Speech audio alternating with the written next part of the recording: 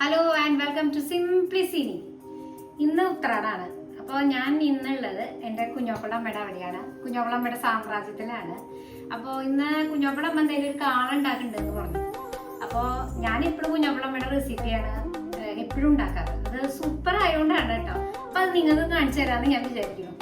കുഞ്ഞോപ്പളമ്മേ, അപ്പോൾ നമുക്ക് തുടങ്ങാം. ശരി. അപ്പോൾ കാളുണ്ടാക്കാൻ കുഞ്ഞോപ്പളമ്മ എപ്പോഴും പറയാറുള്ളത് നല്ല അടി കട്ടിയുള്ള പാത്രം വേണം. ഈ അടി പിടിക്കും അല്ലേ? ആ, അപ്പൊ ഇനി നമുക്ക് തുടങ്ങാം. നമ്മളിപ്പോ 2 ലിറ്റർ മോരോണ്ടല്ലേ ഉണ്ടാക്കുന്നത്. മോരന്നെ വേണം, തൈര് പാടില്ല. എന്താന്ന് വെച്ചാൽ തൈരാകുമ്പോ ഒരു കുത്തുണ്ടാവും. അപ്പൊ നമ്മള് മോരോണ്ടേ കാളം വെക്കാൻ പാടും. അപ്പൊ ഒരു കായും ഒരു കഷ്ണം ചേനയും മുറിക്കിട്ട് അപ്പൊ നമ്മള് അത് നല്ലോണം വേവിക്കുക. അതെ അതെ. അപ്പൊ കുരുമുളക് നല്ലോണം വേവണേ. കുരുമുളകിന് ഭയങ്കര വേവാ. അപ്പൊ നമ്മള് കായിട്ടു ചേനയിട്ടു. ഇനി കുരുമുളക് പൊടി നല്ലോണം 2 സ്പൂൺ കേട്ടോ. നല്ലോണം 2 സ്പൂൺ. 1 2. ഇനി മഞ്ഞപ്പൊടി 2 സ്പൂൺ ഇടാം. മഞ്ഞപ്പൊടി ഇട്ടോ. മതി. ഇനി അത് ഒരു പകുതി വെന്താലേ ഉപ്പിടാവൂ. കായും ചേനയും പകുതി വെന്താ ഉപ്പിടാം. നമുക്ക് ഇളക്കിയിട്ട് അടച്ചു വെക്കാം.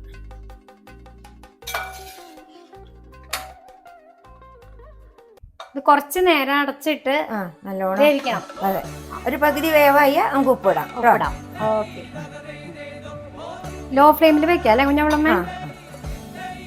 അങ്ങനെ വല്ലാണ്ടേ കൂടെ ആവണ്ട, എന്നാലും കുറച്ച് വേഗം വെന്ത് കിട്ടണ്ടേ. അടച്ചു വെക്കാം. അടച്ചു വെക്കാം. അപ്പൊ ഇത് വേവട്ടെ. അത് ഇരുന്ന് വേവട്ടെ. കുഞ്ഞവളമ്മ ഇത് ആയിണ്ടാവും. തുറന്നു നോക്കട്ടെ.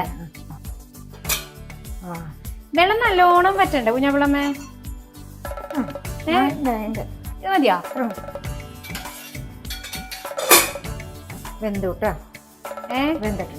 വെന്തുണ്ട്. പക്ഷെ എന്നാലും വെള്ളം ഇത്തിരി മതി ഇല്ലേ? കൊറേ വെള്ളമൊന്നും ശരിക്കും ബാക്കി വരാൻ പാടില്ലല്ലോ.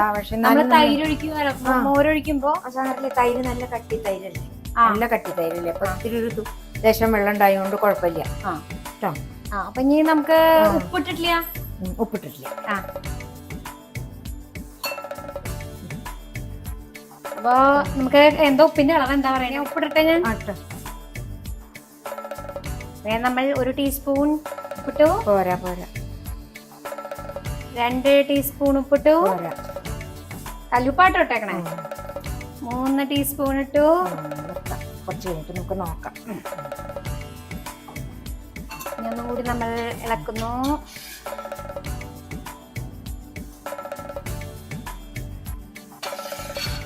അങ്ങനെ നീടല്ലേ ഞാൻ തടുത്തത് കുഞ്ഞാപ്പിളമ്മ? തൈര് ഒഴിക്കല്ലേ? തൈര് നമ്മൾ 2 ലിറ്റർ ആണ് കേട്ടോ തൈര്. 2 ലിറ്റർ തൈര്.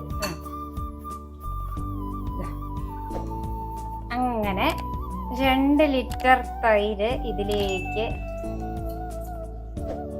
തൈരല്ല കേട്ടോ, മോരാണ് വേണ്ടത്. മോരായാലാണ് അതിന് സ്വാദ്. കാളന് സ്വാദ് മോരാണ് എപ്പോഴും. നമ്മളിപ്പോ തൈര് എടുത്തേക്കണേ. അതെ, ഇപ്പൊ തൈരാണ് എടുത്തിരിക്കണത്. അപ്പൊ നിങ്ങൾ എടുക്കുമ്പോ മോര് വേണം. എന്നിട്ട് നല്ലോണം കുറുകണം. ഇത് കുറുകി വരാൻ ഒരുപാട് സമയം എടുക്കും. അതെ. അപ്പൊ കുഞ്ഞാപ്പിള്ളമ്മേ, ഇന്ന് ഉത്രാടല്ലേ? അതെ. നാളെ തിരുവോണം. അപ്പൊ മഹാബലി വരും എന്നൊക്കെയല്ലേ പറയണത്, വർഷത്തിലൊരിക്കലേ. പക്ഷെ ഈ മഹാബലി വാമനൻ മഹാബലിയോട് ചെയ്തത് ശരിയാണോ? എന്താ ഇങ്ങനെ ചോദിക്കാൻ?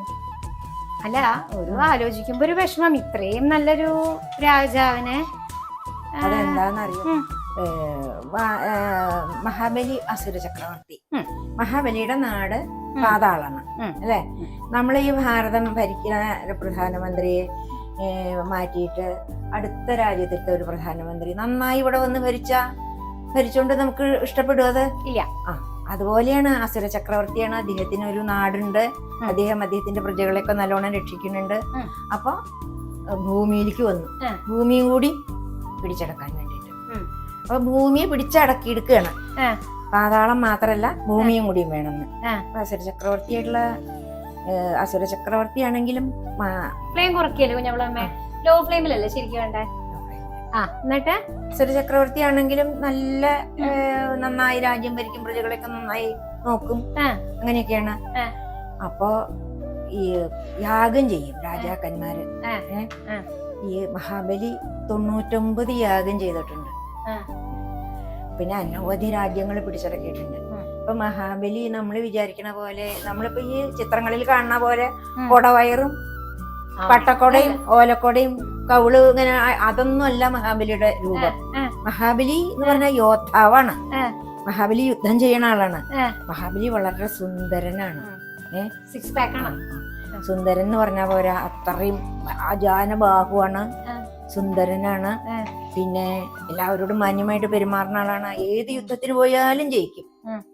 അപ്പൊ ഭാരതത്തില് ഭൂമിയിൽ വന്നപ്പോ ഭൂമി പിടിച്ചടക്കി ഭൂമി ഭരിക്കാൻ തുടങ്ങി. എല്ലാവരെയും നല്ലോണം നോക്കണമൊക്കെ ഉണ്ടെങ്കിലും അതൊരു ശരിയല്ലല്ലോ. അല്ല, വേറൊരു രാജാവ് വന്ന് നമ്മളെ ഭരിക്കുക പറഞ്ഞ. അപ്പൊ ഈ അസുര ചക്രവർത്തിയെ അവിടുന്ന് പോണമെന്നുണ്ടെങ്കിൽ വേറെ ഒരു രാജാവിനെ കൊണ്ടും ഈ മഹാബലിയെ തോൽപ്പിക്കാൻ കഴിയില്ല. അപ്പൊ ശരിക്കും പറഞ്ഞിട്ടുണ്ടെങ്കിൽ ദേവന്മാർക്ക് കുശുമ്പോണ്ടല്ല. അല്ല, അത് മാത്രല്ല. അല്ല. അപ്പൊ അങ്ങനെ വന്നപ്പോ ഭഗവാൻ ഭൂമിയിൽ വന്ന് അവതരിക്കാണ്ട് ഈ ഭൂമിന്ന് ഈ ഇദ്ദേഹത്തിന് പറഞ്ഞയക്കാൻ പറ്റില്ല, മഹാബലി എവിടുന്ന് പറഞ്ഞയക്കാൻ പറ്റില്ല എന്നുള്ള കാര്യം ഉറപ്പായി. അതാ എന്നിട്ടാണ് വാമനൻ കശ്യപ പ്രജാപതിയും എന്താണ് അതിഥിയും കശ്യപ പ്രജാപതി തോന്നുന്നുണ്ട് അച്ഛനും അമ്മയും. അവർക്ക് വാമനൻ മകനായിട്ട് ജനിക്കും. എന്താ വെച്ചാ പൂർവ്വജന്മത്തില് ഈ ഇങ്ങനെ പറഞ്ഞിട്ടുണ്ട് എനിക്ക് മകനായിട്ട് ജനിക്കണം എന്ന് പറഞ്ഞ കുറെ അവര് തപസ് ചെയ്തിട്ടുണ്ട്. അപ്പൊ അവർക്ക് മകനായി പിറക്കുകയാണ് ഈ വാമനൻ. അപ്പൊ വാമനൻ പ്രസവിച്ച ഉടനെ 16 വയസ്സായിട്ടുള്ളൊരു യുവാവായി വാമനൻ. അപ്പൊ എങ്ങനെയാ വാമനന്റെ വേഷം വെച്ചാ ബ്രഹ്മചാരിയാണ്. അപ്പൊ ഇങ്ങനെ പുലിത്തോലൊക്കെ ഇങ്ങനെ ഇട്ട് എന്താണ് പൂണൂലൊക്കെ ഇട്ട് കോണ കൊടുത്തുണ്ട, ഒന്നുമില്ല, വേറൊരു ഇതുമില്ല. അങ്ങനെ ഒരു ഓലക്കൊടയും പിടിച്ചിട്ട് അങ്ങോട്ട് നടക്കാണ്. നർമ്മദാ നദീ തീരത്ത് കൂടെ അങ്ങോട്ട് നടക്കുകയാണ്. അപ്പൊ നർമ്മദാ നദീ തീരത്ത് എന്താണ് ഈ ഇദ്ദേഹം അസുര ചക്രവർത്തിയായിട്ടുള്ള ഈ മഹാബലി യാഗം ചെയ്യാണ്. അപ്പൊ ആ യാഗം ചെയ്യുന്നിടത്തേക്കാണ് ഈ പോണത് വാമനൻ. അപ്പൊ വാമനൻ അവിടെ അങ്ങനെ ചെന്നപ്പോ ഈ അപ്പോഴേക്കും അസുരന്മാരും എല്ലാവരും ഇങ്ങനെ ഈ യാഗം കാണാൻ ഇരിക്കുന്നുണ്ട്. അപ്പൊ ആ സമയത്ത് മഹാബലിക്ക് സന്തോഷമായി വാമനൻ വരുന്നുണ്ടപ്പോ. അത് ആരാണത്? ഒരു സൂര്യ തേജസ്സോട് കൂടിയിട്ടുള്ള ഒരു കുമാരനല്ലേ വരണത്. അപ്പൊ അതൊരു ദേവനാണെന്നുള്ളത് മനസ്സിലായി. ഓടി ചെല്ലുമ്പോഴേക്കും എന്താണ് വാമനനോട് അങ്ങോട്ട് ചോദിക്കുകയാണ്, എന്താണ് അങ്ങക്ക് വേണ്ടത്? എന്തായാലും എൻ്റെ ഈ യജ്ഞത്തിൽ കൂടാൻ പറ്റിയല്ലോ, എൻ്റെ ഭാഗ്യം എന്നൊക്കെ പറഞ്ഞ് നയിച്ചിങ്ങനെ കൊണ്ടുവരും. അപ്പൊ ശുക്രാചാര്യരാണ് ഇവരുടെ ഗുരു. ഈ അസുര ഗുരുവാണ് ശുക്രാചാര്യര്. അപ്പൊ ശുക്രാചാര്യരുടെ അടുത്തേക്ക് എത്തണേന്റെ മുമ്പ് ഈ വിവരം പറയൽ കഴിയും. ഞാൻ ഒരു യാചിക്കാൻ വന്നതാണെന്ന് പറയുമ്പോ എന്ത് ചോദിച്ചാലും ഞാൻ തരുന്നു പറയല് കഴിയും. അപ്പൊ അദ്ദേഹത്തിന് ശുക്രാചാര്യ വാണിംഗ് കൊടുത്തു എന്ന് അപ്പൊ അതങ്ങനെ അവിടെ ഇരിക്കും. ഇരുന്നിട്ട് ശുക്രാചാര്യർ പറയാണ്, അപ്പോഴേക്കും കയ്യിൽ വെള്ളം കൊടുക്കൽ കഴിയും. ഈ നമ്മള് കയ്യിൽ വെള്ളം കൊടുത്തിട്ടാണ് ദാനം. അപ്പൊ കയ്യിൽ വെള്ളം കൊടുക്കൽ കഴിഞ്ഞപ്പോ ശുക്രാചാര്യർ പറയും, ഇത് ചതിയാണ്, നമുക്കുള്ള ചതിയാണ്, കൊടുക്കരുത് 100 പ്രാവശ്യം പറയും, കൊടുക്കാൻ പാടില്ല. അപ്പൊ പറയും, ഇല്ല, ഞാൻ എന്നോട് ഒരാളോട് ചോദിച്ചു വന്നിട്ടുണ്ടെങ്കിൽ അത് ഞാൻ ആരായാലും ദേവനായാലും ഞാൻ കൊടുക്കും. ഇതിപ്പോ അപ്പൊ പറഞ്ഞു ഇത് മഹാവിഷ്ണുവാണ് ഒക്കെ ശുക്രാചാര്യർ പറയും. അപ്പൊ പറഞ്ഞു, എന്നാ ഏറ്റവും നന്നായി. എന്താ വെച്ചാ മഹാവിഷ്ണുവിന് ഞാൻ ദാനം കൊടുക്കുക പറഞ്ഞ ദാനം കൊടുക്കണ ആളുടെ കയ്യ് മീതെ, മേടിക്കണ ആളുടെ കയ്യ് ചോട്ടില്. അപ്പൊ ആർക്കാ കേമത്തം? കൊടുക്കണ ആളൊക്കെ അല്ലേ. അപ്പൊ മഹാവിഷ്ണുവിന് എനിക്ക് ദാനം ചെയ്യാൻ പറ്റിച്ച അത് ഏറ്റവും നന്നായില്ലേ എന്ന് പറഞ്ഞിട്ടാണ്. അപ്പോ എന്താ വേണ്ട ചോദിക്കുമ്പോ പറയും, 3 അടി മണ്ണ എനിക്ക് വേണ്ടു പറയും. ഓ, അതിനെന്താ ഇത്ര കുറച്ചാ ചോദിക്കണത്? എന്ത് വേണമെങ്കിൽ ചോദിച്ചോളൂ, ഒരു രാജ്യം വേണമെങ്കിൽ ചോദിച്ചോളൂ എന്നൊക്കെ പറയും. അല്ല, എനിക്ക് 3 അടി മണ്ണ് മതി പറയും. അങ്ങനെ എല്ലാ കുട്ടികൾക്കും അറിയുള്ള കഥയല്ലേ അതൊക്കെ. ഒരടിയുണ്ട്, ഭൂമി മുഴുവനും ഒരടിയുണ്ട്, എല്ലാം വളർന്നു. പിന്നെ ബാക്കി സ്ഥലമില്ല, എവിടെയാ കാല് വെക്കേണ്ടതെന്ന് അറിയില്ല. 3ാമത്തെ കാലിങ്ങനെ പൊക്കിയപ്പോ മഹാബലി പറഞ്ഞു, ഈ മൂന്നാമത്തെ അടിക്ക് സ്ഥലം ഇല്ലെങ്കിൽ എന്റെ തലയിൽ വെച്ചോളാൻ പറയും. അപ്പൊ തലയിൽ വെച്ചിട്ട് ഇങ്ങനെ ഇരിക്കുള്ളൂ. മഹാബലി ആരും ചവിട്ടി താത്തൊന്നുമില്ല, പാതാളത്തിലേക്കോട്ട് പോവില്ല. മഹാബലി 99 യാഗം ചെയ്തിട്ടുള്ള ആളാണ്. അപ്പൊ മഹാബലി ഇതാണ് കാണുമ്പോ മഹാവിഷ്ണുവിന് അങ്ങോട്ട് ഇതാവുകയാണ്.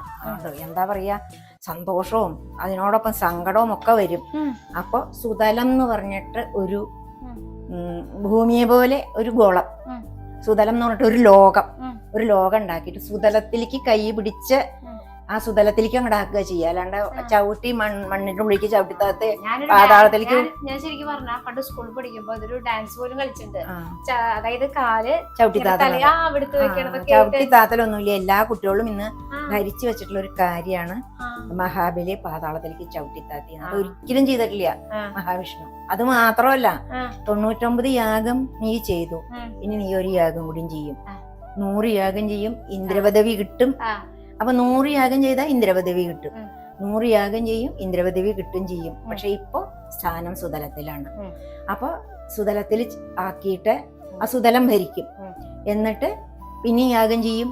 യാഗം ചെയ്തിട്ട് അപ്പൊ പറയും, ഇനി യാഗം ചെയ്ത് ഇന്ദ്രപദവി കിട്ടുമ്പോ അവിടുത്തെ ഗോപുരം കാവൽക്കാരനാവും ഞാൻ എന്ന് പറയും മഹാവിഷ്ണു. ഇന്ദ്രപദവി കിട്ടുമ്പോ അപ്പൊ ശരിക്കുള്ള ഇന്ദ്രൻ എന്താണ് സ്ഥാനഭ്രഷ്ടനാവും. എന്നിട്ട് ഇന്ദ്രപദവി കിട്ടിയിട്ട് അപ്പൊ ഞാൻ ഗോപുരം കാവൽക്കാരനായിട്ട് സേവിക്കും. ഈ ചെയ്തേനുള്ള ഒരു ഇത്. അപ്പൊ അങ്ങനെ എന്താണ് സുതലത്തിൽ ചെല്ലും, സുതലം നന്നായി ഭരിക്കും, പാതാളം നന്നായി ഭരിക്കും. അത് കഴിഞ്ഞ് യാഗം ചെയ്യും. സുതലത്തിൽ യാഗം ചെയ്ത് ഇന്ദ്രപദവി ലഭിക്കും. എന്നിട്ട് ഇന്ദ്രനായി കുറെ കാലം, അത് ഇത്ര കാലം എന്നുണ്ട്. അത് കഴിഞ്ഞ പിന്നെ മറ്റേ ഇന്ദ്രനെ, ശരിക്കുള്ള ഇന്ദ്രൻ തന്നെ വരും. അതെ, പിന്നെ കുറച്ചു കാലേ ഉള്ളൂ അത്. അപ്പൊ ഇന്ദ്രനായിട്ട് അത് കിട്ടണത് എങ്ങനെയാന്ന് വെച്ചാ ഇന്ദ്രനെ യുദ്ധം ചെയ്ത് ജയിക്കുകയാണ്. അപ്പൊ യുദ്ധം ജയിക്കുക പറഞ്ഞാൽ അത്രയും വലിയ യോദ്ധാവാണ്ടേ. ഇന്ദ്രനെയും ദേവന്മാരെയും ഒക്കെ ജയിക്കണമെങ്കിൽ എത്ര നല്ല യോദ്ധാവണം അല്ലേ വേണം. അപ്പൊ പിന്നെ അതുപോലെ കണ്ടാലും വളരെ സുന്ദരനാണ്. അത് ഞാൻ എല്ലാ കുട്ടികളോടും ഞാൻ പറയാൻ ആഗ്രഹിക്കുന്ന ഒരു കാര്യമാണ്. കൊടവയറില്ല. അതെ, അതുപോലെയൊന്നും കൊടവയറൊന്നും ഇല്ല. ഇതുപോലെ തിളച്ചത് ശരിയാ, അല്ല ഒത്തിരി കൂട്ടണം. ഇത് മതി പറ്റി വന്നിടങ്ങി കേട്ടോ. അപ്പൊ ഞാൻ പറയണ എന്താ വെച്ചിട്ടുണ്ടോ സിനി, കുട്ടികള് ഈ തെറ്റായിട്ട് പല കഥകളും ഈ നമ്മൾ ഈ ഇതില് പുരാണകത്തുനിന്ന് ധരിച്ചു വെച്ചിട്ടുണ്ട്. പിന്നെ ഇന്ദ്രപദവി കിട്ടി, ഇന്ദ്രൻ പിന്നെ ആദ്യം യുദ്ധം ചെയ്ത് പിന്നെ ആദ്യം മറ്റേ ശരിക്കുള്ള ഇന്ദ്രൻ തന്നെ ആവും. പക്ഷെ കുറെ കാലം സ്വർഗത്തില് അസുര രാജാവ്, ഒരു അസുര രാജാവ് സ്വർഗത്തിലെന്ന് പറഞ്ഞാൽ മഹാബലി. പിന്നെ അത് കഴിഞ്ഞ് അങ്ങനെ പിന്നെ എന്താ പറയാ, ദേഹത്തോട് കൂടിയിട്ട് മോക്ഷം കിട്ടുകയാണ് മഹാബലിക്ക് മോക്ഷം കിട്ടുകയാണ്. അപ്പൊ മറ്റേ ഇന്ദ്രൻ തന്നെ ഭരിക്കും.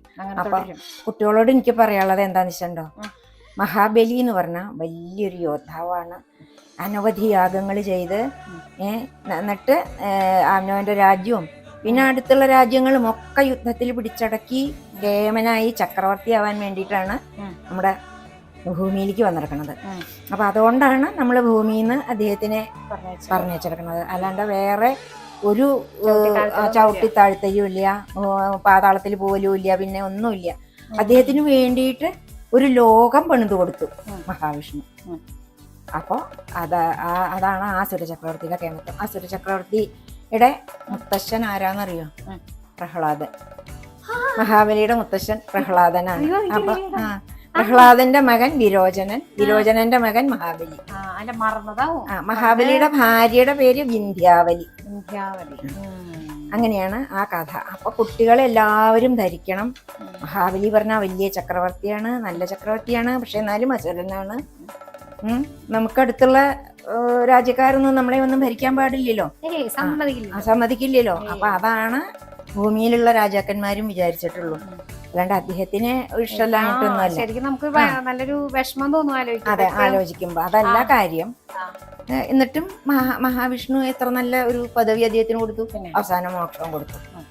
അങ്ങനെയാണ് മഹാബലിയുടെ കഥ. അതെല്ലാ കുട്ടികളും അറിഞ്ഞിരിക്കുന്നു. ശരിയാണ്, നമ്മളൊന്നും അങ്ങനെ വിചാരിക്കില്ല. അതെ.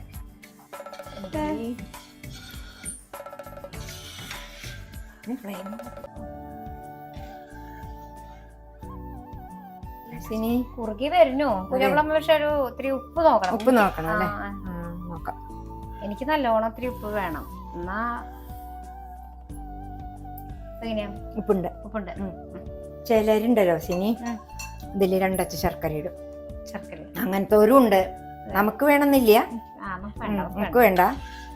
ശർക്കര ഇട്ടിട്ട് കാളുണ്ടാക്കണവരും ഉണ്ട്. എന്താണ് തൃപ്പൂണിത്തറയൊക്കെ അവര് രസകാളൻ എന്ന് പറഞ്ഞിട്ട്.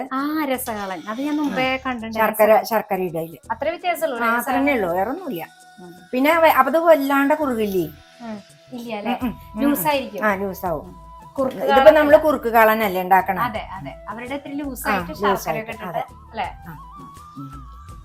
രസകാളം ഞാനപ്പോ മനസ്സിൽ വിചാരിക്കാറുണ്ട് എന്താ അതിന്റെ ഒരു ഡിഫറൻസ്. ഏകദേശമൊക്കെ കുറുകി തുടങ്ങിയ കുഞ്ഞാപ്പിളമ്മേ. നാളെ തിരുവോണല്ലേ? ദീപോപം തീറ്റൊക്കെ വരേ? അവര് ഉച്ചക്ക് ഊണ് കഴിഞ്ഞിട്ട് വരും. എന്താ നാളെ? പായസം. നാളെ വല്യച്ഛന് ഭയങ്കര ഇഷ്ടല്ലേ പഴപ്രഥമൻ. പഴപ്രഥമനാണ് നാളെ. അതെയാ? കുറുക്കി വെച്ചിട്ടുണ്ടാ? നാളികേര വരട്ടി വെച്ചിട്ടുണ്ട്. പിന്നെ നമുക്ക് നാളികേരപ്പാല് വാങ്ങാലോ. അപ്പൊ വാങ്ങാൻ കിട്ടൂലോ, നമുക്ക് പിഴിയേണ്ട ആവശ്യമൊന്നുമില്ലല്ലോ. ശരി കുഞ്ഞാപ്പിളമ്മ, ഞാനൊന്ന് ഇത്തിരി വെള്ളം കൊടുത്തു. ശരി.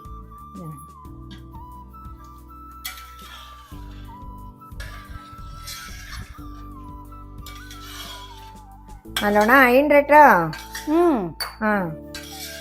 നമുക്കേ ഇത് നാളികേരം കൂട്ടാ. അപ്പൊ ഇത് നാളികേരം വെള്ളം ഇല്ലാതെ അരക്കണം. നല്ലോണം ഒട്ടും വെള്ളം ചേർക്കാതെയാണ് അരക്കേണ്ടത്.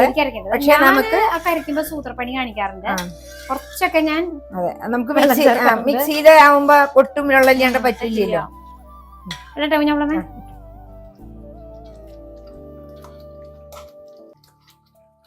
അങ്ങനെ നാളികേരം ഇട്ടു. നാളികേരവും പച്ചമുളകും ജീരകവും ഒക്കെ കൂടി അരച്ചത്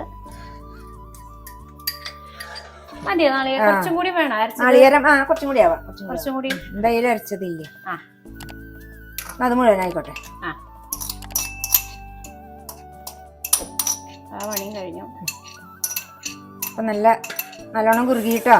നല്ല മണം വരുന്നുണ്ട്. നല്ല വാസന വരുന്നുണ്ട്. അതന്നെ വാസന. വാസന എന്നാ പറയാ. ശരിയാണ്, ഞാൻ എപ്പോഴും മണം എന്നാ പറയാ. കുറയ്ക്കണോ? ഫ്ലെയിം കുറയ്ക്കണോ? ഫ്ലെയിം കുറച്ച് കുറയ്ക്കാം. അയ്യോ ഫോണുണ്ടോ?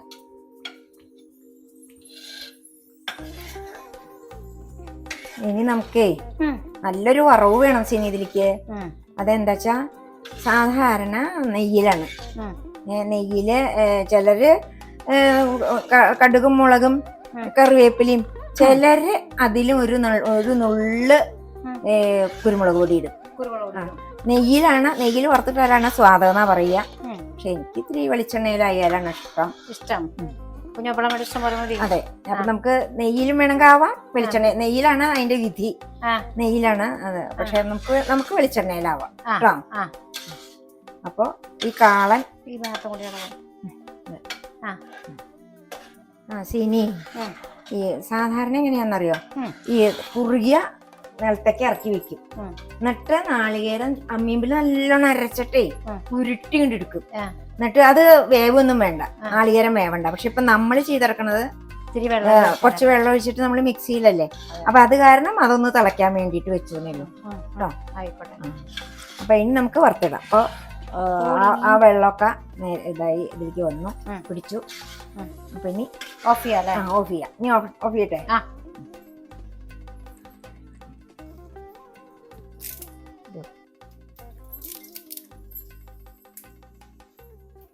മുളകിട്ടു.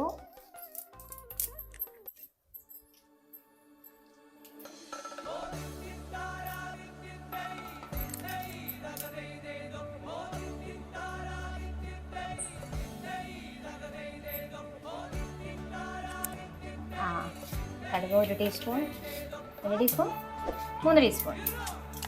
ചട്ടപ്പടേ പൊട്ടിത്തെറിക്കുന്നുണ്ട്. കറിവേപ്പിലിടുക. ഇനി 3 ടീസ്പൂൺ ഉലുവപ്പൊടി ഇടുക.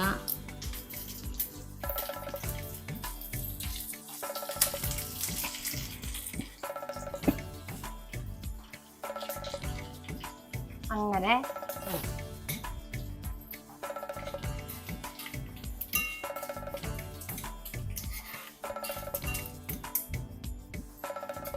വറുത്തിട്ടു കേട്ടോ. ഇനി ആ വറുത്തിട്ട് കഴിഞ്ഞു. ഇനി ഇത് നല്ലോണം മൂടി വെക്കുക. ഇത് സമയമായി എടുക്കുക കേട്ടോ. അപ്പം നമ്മൾ അങ്ങനെ കാളൻ്റെ പണി നമ്മൾ അത് അവസാനിപ്പിച്ചു. ഇനി കുറച്ച് നേരം ഇത് ഇങ്ങനെ വെക്കണ്ട പാത്രഭാഗം വരെ. അതെ, ഇതിങ്ങനെ എന്ത് വറുത്തിട്ടാലും അടച്ചു വെക്കണല്ലോ. അങ്ങനെ ഇന്നത്തെ കുറുക്ക് കാളൻ നമ്മുടെ കഴിഞ്ഞു, ഉണ്ടാക്കി കഴിഞ്ഞു. ഇനി നമുക്ക് അടുത്ത പരിപാടി അടുത്ത ദിവസം. അതെ, അപ്പൊ എല്ലാവരും ഇത് ട്രൈ ചെയ്യണം. അതെ, വളരെ സ്വാദുള്ളതാണ്. അതെ, നിങ്ങളെല്ലാവരും ഇതുപോലെ നോക്കണം. അപ്പോൾ അങ്ങനെ കാളൻ ഉണ്ടാക്കി കഴിഞ്ഞു. അതും കുഞ്ഞോപ്പോളുടെ അമ്മയുടെ റെസിപ്പി. അപ്പോൾ നിങ്ങൾ ട്രൈ ചെയ്തിട്ട് ഇഷ്ടമാവുകയാണെങ്കിൽ കമന്റ് ബോക്സിൽ കമന്റ് ചെയ്യാം. പിന്നെ എല്ലാവർക്കും ഹൃദയം നിറഞ്ഞ ഓണാശംസകൾ. എല്ലാവരും ഓണടിച്ചു പഠിക്കാം. സന്തോഷവും എല്ലാവർക്കും ഉണ്ടാവട്ടെ.